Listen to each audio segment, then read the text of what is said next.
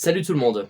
Aujourd'hui, je voulais vous parler d'un film français réalisé par Yann Samuel qui est sorti il y a 2 mois en France, en 2026, qui s'appelle Compostelle. Ce film-là nous conte l'histoire de Fred, une enseignante qui est mise à pied suite à une altercation avec une élève et qui décide de rejoindre l'association de son ami pour aider un jeune à sa réinsertion dans la société. Le jeune en question s'appelle Adam, il a beaucoup de problèmes avec la justice, des comportements violents, de la vente de drogue et il risque la prison.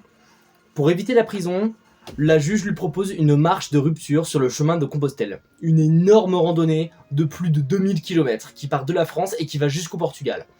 Et du coup, Fred sera son accompagnatrice pendant ce chemin. Tout d'abord, parlons du titre. Compostelle, c'est quoi ? Le chemin de Compostelle est donc une très grosse randonnée qui existe réellement dans la vraie vie. Une randonnée dont j'ai déjà fait plusieurs étapes de mon côté. J'ai pas du tout fait le chemin entier. J'ai fait quelques petites étapes par-ci par-là. Mais un jour, je suis bien déterminé à faire le chemin entier, qui démarre du coup de la France jusqu'au Portugal pour aller jusqu'à l'église de Saint-Jacques-de-Compostelle. C'est pour ça qu'on l'appelle le chemin de Compostelle.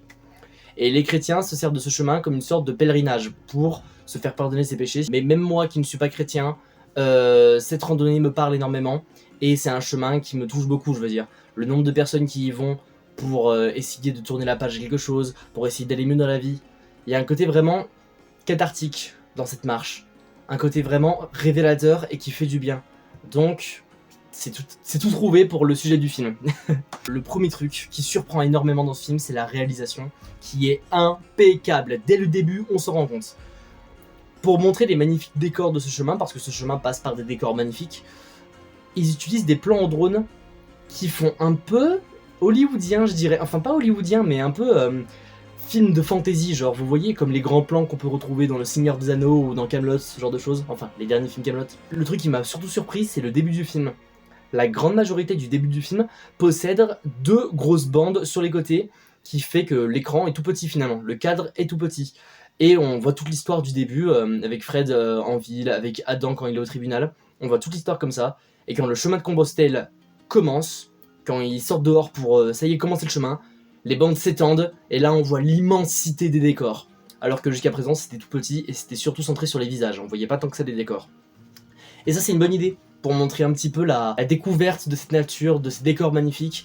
C'est des vrais décors qui existent, qui sont très beaux. Ils ont vraiment tourné là-bas. Donc c'est un vrai plaisir de, de voir tous ces décors vraiment en grand écran avec les musiques. Et justement les musiques, il faut qu'on en parle. Elles sont parfaites. Elles sont variées, elles sont réussies, elles sont touchantes et poignantes. C'est juste parfait. La bande sonore de ce film est géniale, je vous invite à aller écouter la BO de ce film. On a des musiques orchestrales vraiment belles pour les grands décors en extérieur. On a des musiques émouvantes qui feraient pleurer n'importe qui dans certaines scènes. Et on a même du rap à certains moments, parce que le jeune Adam fait du rap en amateur. Et c'est les meilleures chansons du film. Il rappe extrêmement bien. C'est Ave Maria, Pas un rond, Plus qu'un pas, je crois que c'est la dernière chanson du film. Je les écoute en boucle depuis hier, elles sont vraiment géniales, je les adore. Et surtout, ça aborde énormément les thèmes du film, et ça élève même les thèmes du film, cette musique. Et justement, les thèmes du film. Ce film parle d'un jeune homme qui a une vie très difficile, qui est très difficile avec les gens aussi, un jeune homme très dur, avec tout ce qu'il a vécu, et qui finalement va réussir, entre guillemets, à se racheter, aux yeux de la justice déjà, mais aussi aux yeux de lui-même, justement. Et surtout au niveau de ses relations, parce que le film parle énormément des relations amicales, des relations amoureuses aussi, et surtout des relations familiales, ça parle.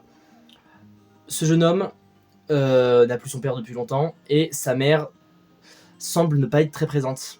On sait qu'elle est au tribunal, et d'ailleurs, s'il se lance dans cette délinquance, c'est justement pour que sa mère le remarque. Et sa mère, c'est un peu son objectif pour aller sur le chemin. Parce que son accompagnatrice, du coup, Fred, lui avait promis que à la fin du chemin, sa mère l'attendra à l'arrivée. Je dirais pas si elle y sera ou pas, allez voir le film pour savoir. Mais c'est clair et net que on se retrouve dans une morale un peu de réussir à trouver une famille, alors qu'en réalité, depuis le début, elle est à côté de nous. Parce que oui, c'est assez attendu, la relation entre Fred et Adam. Avec rien que l'affiche du film et le résumé que je vous en ai fait, vous vous doutez bien que la relation va être importante, super touchante et belle. C'est cliché, mais oui, ça marche très très très bien. Les personnages sont réellement attachants. Il y a une relation mère-fils qui est très forte, qui est très soudée, qui est magnifique. Et surtout vers la fin, Même si au début c'est très compliqué, évidemment, c'est normal, avec une personnalité aussi forte que celle d'Adam, et aussi celle de Fred, qui a une personnalité très affirmée. C'était pas évident, ça a fait des étincelles, mais la relation est juste magnifique, et mais c'est ça qui est fort, la relation est belle, mais c'est pas cette relation qui porte le film à lui tout seul. Le film a plein d'autres qualités, vraiment. Notamment autour des autres relations, les relations amoureuses, parce que Adam tombe amoureux d'une jeune fille qu'il rencontre pendant son aventure, et à travers même la relation avec soi-même finalement. Parce que Adam n'a pas confiance en lui et il sait que personne n'a confiance en lui. Donc quand Fred se met à lui faire confiance, il y croit pas, et il pète un câble et il s'énerve. C'est un système de défense, et c'est impressionnant de voir comment il va réussir à s'en sortir de ce système. Le film m'a beaucoup surpris par ses révélations aussi, parce que je savais pas du tout quoi parler le film avant d'aller le voir, pour vous dire. C'est ma mère qui m'a emmené aller le voir pour la fête des mères, et je ne savais rien, j'ai pas vu de bande-annonce, j'ai juste vu l'affiche à l'entrée de la salle, et c'est tout. Du coup j'ai totalement tout découvert, et je savais même pas que ça allait être aussi sombre comme film.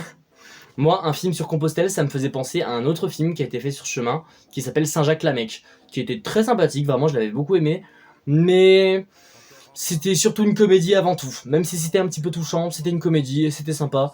Ce qui m'a le plus marqué dans Saint-Jacques-la-Mecque, c'est les scènes psychédéliques très étranges, mais c'est tout. Mais là, ce film-là, on est sur un autre calibre de mon point de vue, on est sur quelque chose de très réussi. Et ce qui m'a surpris surtout, c'est un moment dans le film, une sorte de révélation, je ne vous la spoilerai pas évidemment, dans lequel je croyais que le film allait s'arrêter comme ça et que ça allait mal finir aussi mal que ça. Je dis pas si le film se finit bien, attention, je dis juste qu'il y a un moment, on se dit que c'est terminé et que ça finit mal, mais non, ça continue encore après. Et la réalisation, à ce moment-là, la réalisation où Adam marche dans un couloir, tape contre les murs, et on le voit des images de lui qui se retrouvent sur le chemin entre deux falaises, elle est géniale cette scène. Alors je ne peux pas vous la montrer parce que déjà de 1 ça spoil, et de 2 le film il est que au cinéma, je vais pas filmer ça au cinéma, déjà j'ai pas le droit, et de 2 ce serait pas fou. Mais la réalisation est géniale, on retrouve un peu du noir et blanc avec de la fumée blanche, un côté un peu mystique, et on le voit enfermé. Il est enfermé dans un couloir, on peut se dire oui c'est juste un couloir quoi, mais on imagine s'il était sur le chemin, il serait juste bloqué entre une falaise et il pourrait pas aller voir ce qu'il y a au bout. Et c'est magnifique cette scène, je l'ai vraiment adorée personnellement. Ensuite il y a aussi le personnage de Fred qui m'a beaucoup touché, moins qu'Adam honnêtement, c'est un personnage qui me touche moins parce que je suis moins concerné on va dire.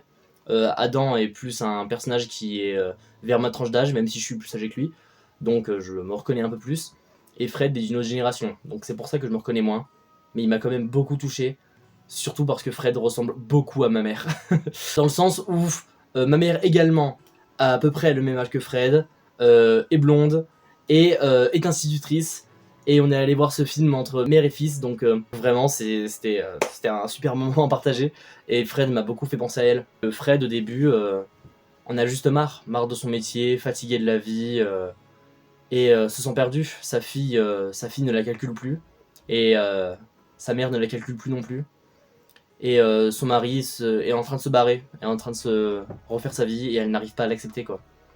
Et d'ailleurs les deux personnages, Adam comme Fred, n'arrivent pas à accepter leur vie, et n'arrivent pas à prendre les décisions pour avancer.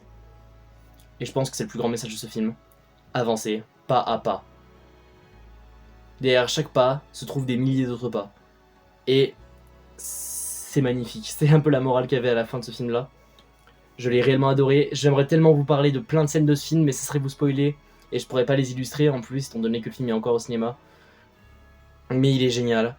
Ambiance parfaite. Humour. L'humour est assez modéré. C'est pas tant que ça une comédie. Il y a un peu d'éléments comiques à certains moments qui font rire. Mais c'est plus un drame qu'une comédie pour moi. Le côté comique est assez léger. Mais il y a 2-3 répliques qui m'ont bien fait rire quand même. Notamment un personnage, surtout dans le centre de rééducation dans lequel est placé Adam. À un moment, il y a un personnage en particulier qui me fait hurler de rire à chacune de ses répliques. Bravo à l'actrice, elle est trop forte. Ça m'a tué. C'était, pour ceux qui ont vu le film, je fais référence à celle qui cherche à chaque fois son rouge à lèvres et qui s'énerve contre tout le monde.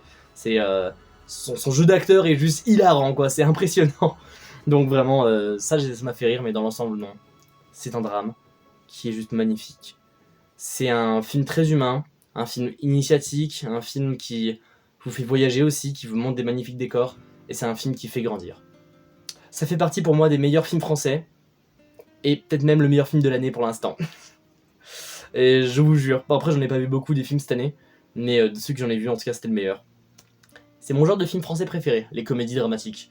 J'aime pas trop les comédies de mœurs, c'est pas spécialement mon délire, je n'arrive pas à accrocher. Mais les comédies dramatiques, il y en a d'autres aussi, il y a Patient de Grand Corps Malade et Mehdi Edir.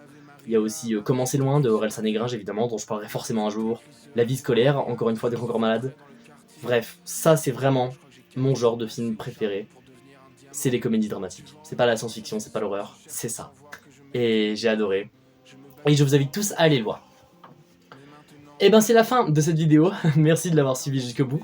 N'hésitez pas à mettre un like si elle vous a plu, n'hésitez pas à me dire en commentaire votre opinion sur le film, surtout s'il est très différent du mien, ça m'intéresse beaucoup de savoir ce que les autres en ont pensé.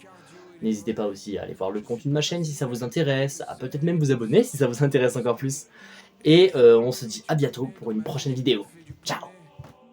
La tête enfoncée dans le bonnet, à recompter les pièces de monnaie pour toutes les erreurs que je commets. On m'a dit que je cherchais l'attention, mais faut voir l'attention qu'on me donnait.